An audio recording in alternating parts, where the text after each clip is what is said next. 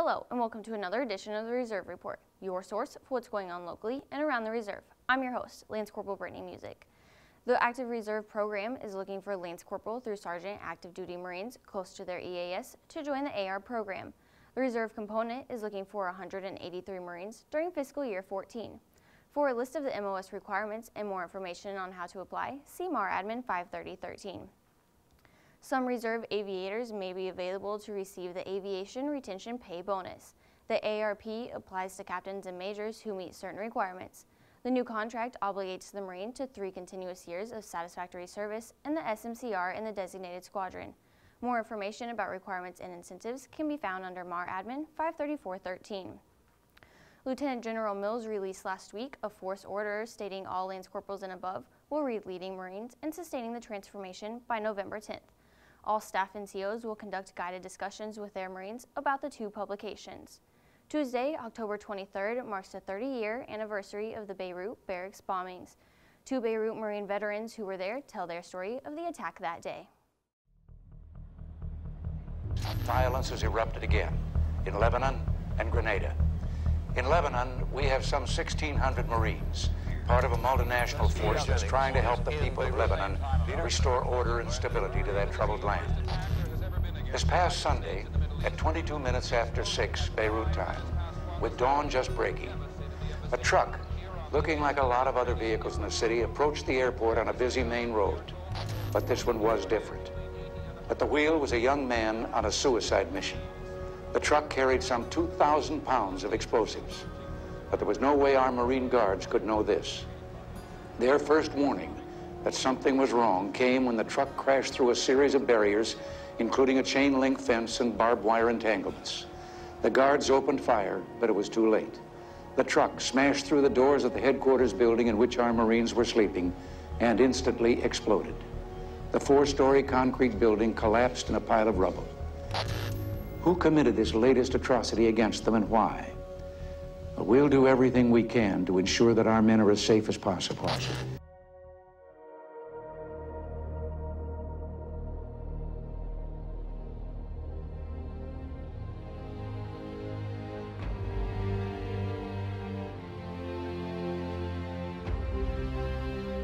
This hallowed ground is a memorial resulting from a horrifying attack on the Marine Barracks in Beirut, Lebanon on October 23, 1983. The 24th Marine Amphibious Unit from Camp Lejeune, North Carolina, was deployed on Operation Peace for Galilee to serve as a peacekeeping force in support of the new Lebanese government during the ongoing Lebanese Civil War. The United States' presence was opposed by Syria and its ally, Iran. The Marines were therefore perceived as enemies. But I remember when I knew I was going to Beirut that I was like running around. I was Mr. Big Shot, you know, because I'm going to Beirut, buddy. What are you guys gonna do? I'm going where it's at, you know. So I was kind of pumped up about it, really. There's always talk of a sixth sense. The day before the bombing, we were out just kind of, we had built a makeshift basketball court out front of the BLT building. And guys were out just playing basketball, and I was talking to Corporal Santos. He and I, we just had this intuition that something felt wrong. And I remember saying to him, I was like, yo, Santos, something's wrong. And he's from Boston, up that way. He's like, yo, Jigs, something's f***ed up, man. And we just felt it. It was in the air. And later that evening, we were in Condition 1, which is the highest alert status. I was on the 4th deck of the building.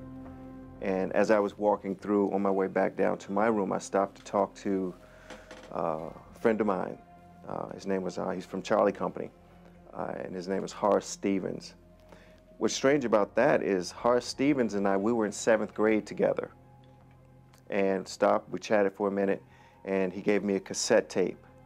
And in my mind, I knew I would never hear that tape. He was the last person I saw, and I went down to my room, went in, took my boots off, put my .45 under my pillow, and laid down. And I remember Sunday morning, October 23rd, I remember waking up at 6 a.m. in the morning. I knew I had a window of time. If I wanted to get morning chow, I had to get up out of my rack and go. So I got up. I'm looking around in the tent. It's hot. This is proof of divine intervention, because I decided to lay back down and go to sleep rather than go down to the building. And I've said this before, I don't think there's words in the English language to describe the magnitude of the blast. But I do remember suddenly just this humongous blast. When I woke up again, I guess the sound of the truck ramming the guard shack and entering the building is what woke me up. And I remember jumping up and I ran to the door and I heard small arms fire in the building. And I remember thinking, I was like, these motherfuckers are in the building, motherfucker. And I turned around to my right trying to gauge who was in the room. And I got to Nicholas Baker. And I couldn't tell if he was in there or not. And the last thing I said, it's showtime, ladies. And as I was reaching for my weapon, that's all I remember. I remember when I woke up, I felt the concussion, the blast, and a wave of heat just kind of whoom, right across my face.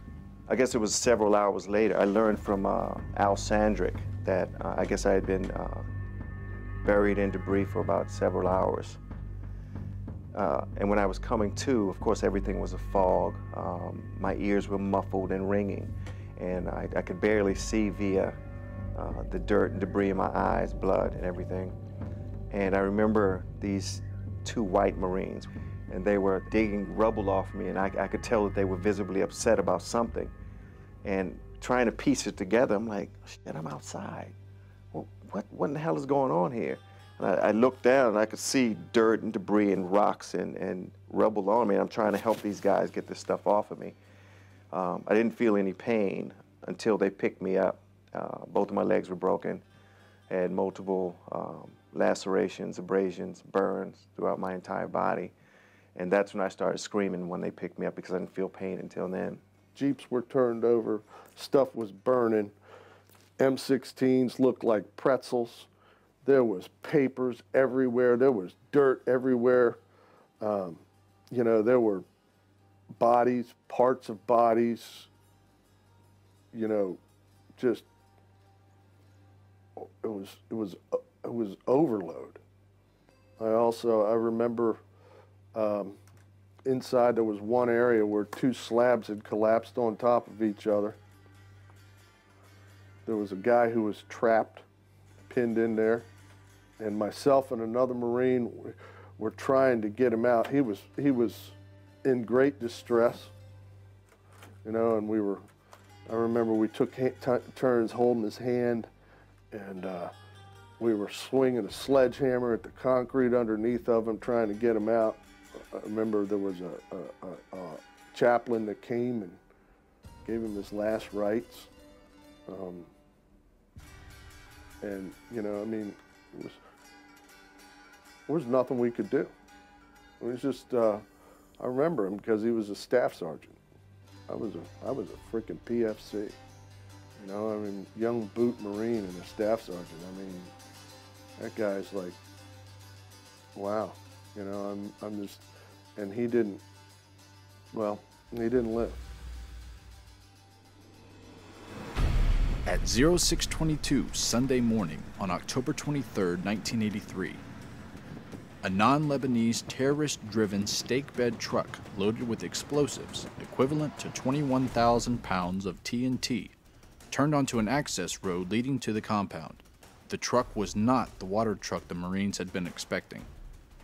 The driver circled the parking lot 2 times before accelerating and crashing through the barbed wire fence around the parking lot.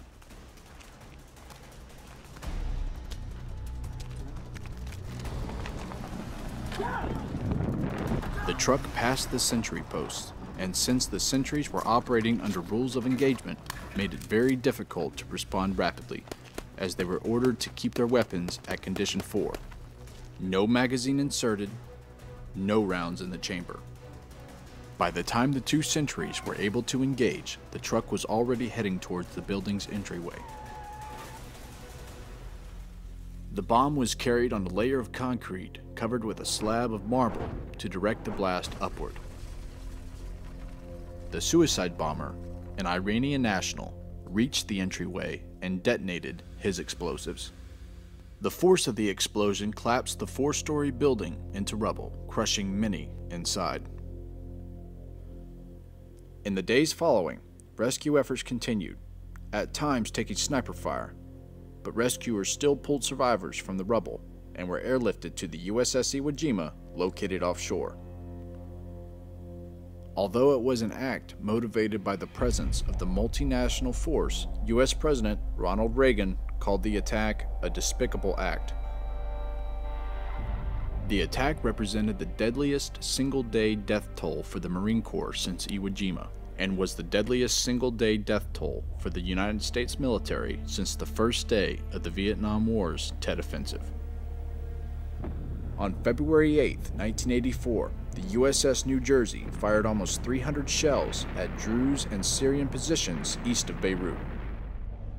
It's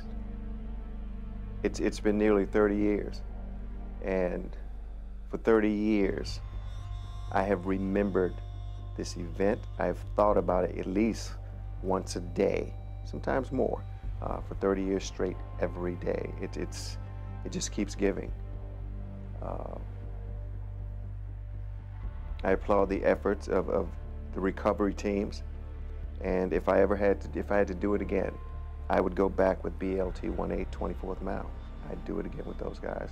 Greatest group of guys in the world, and our first duty is to remember 10/23/83, 241, rest in peace.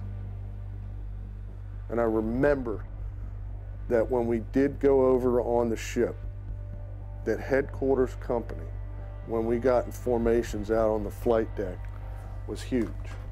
They had the most people on our ship. And when we went back,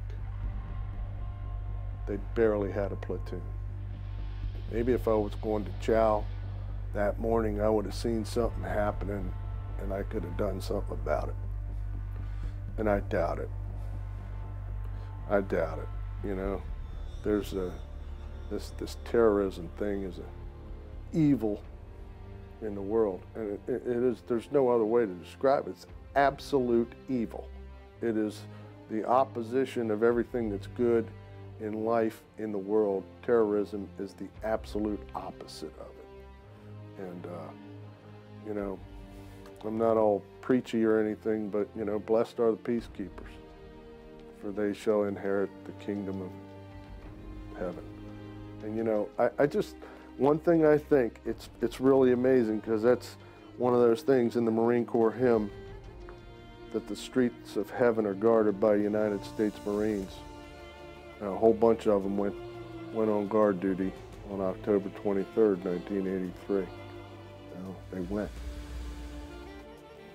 The Beirut Memorial, located just outside Camp Johnson, North Carolina, forever stands for those Marines killed in their support for freedom and peace, and shall never be forgotten.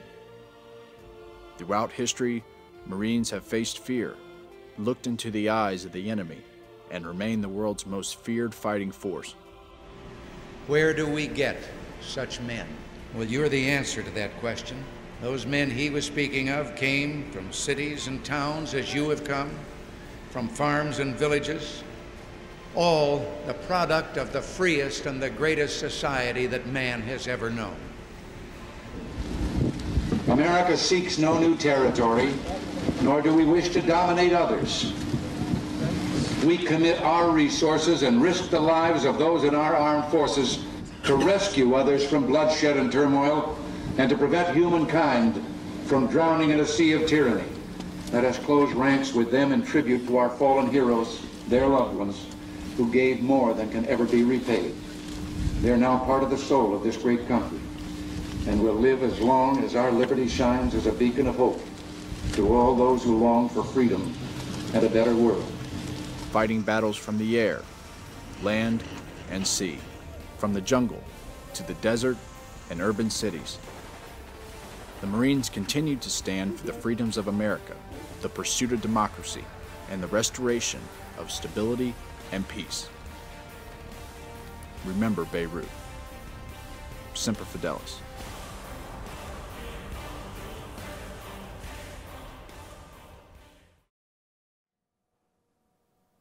220 Marines and 64 others were killed during the bombings. That about does it for this edition of the Reserve Report. As always, for more news, photos, and videos, check out our website at www.marforez.marines.mil. I'm Lance Corporal Brytani Musick. Thanks for watching.